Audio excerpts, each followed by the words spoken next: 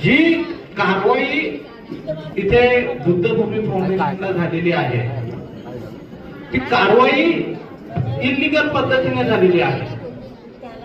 कोणतेही आपण त्यांचं जर म्हणणं असेल आमचं अतिक्रमण आहे तर आपण झूम करून चालू की अतिक्रमण आहे,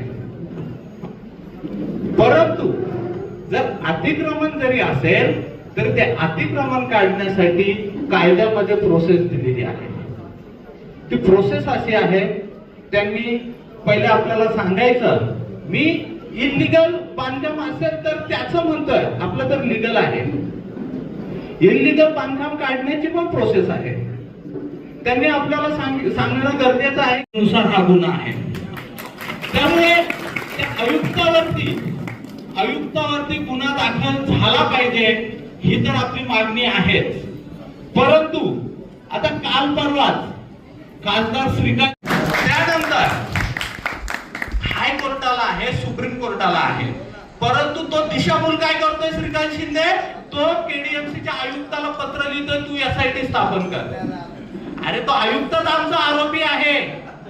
कायद्यामध्ये अजून एक प्रोव्हिजन आहे की एखादा राजा जर आरोपी असेल तर तो राजा त्या प्रकरणामध्ये स्वतःची चौकशी करू शकत नाही, स्वतःचं इन्व्हेस्टिगेशन करू शकत नाही। अरे आयुक्त बाबा तो आमचा आरोपी आहे आणि तो श्रीकांत शिंदे तुला सांगतोय तू एसआयटी स्थापन कर, तू इन्व्हेस्टिगेशन कर। म्हणजे कशा प्रकारे ही आपली दिशाभूल केली जाते हे तुम्ही पहिले लक्षात घ्या।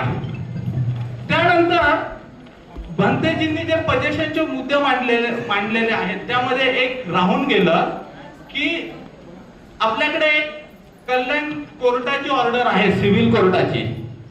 त्यामध्ये सिव्हिल कोर्टाने एकदम ज्या माणसाला टीडीआर दिलेला आहे केडीएमसीनी, बोगस माणसाला, तो बोगस माणूस कल्याण कोर्टात जातो आणि तो सांगतो मी ह्या जागेचा मालक आहे, भंतेजींना डिस्पोजेस करा।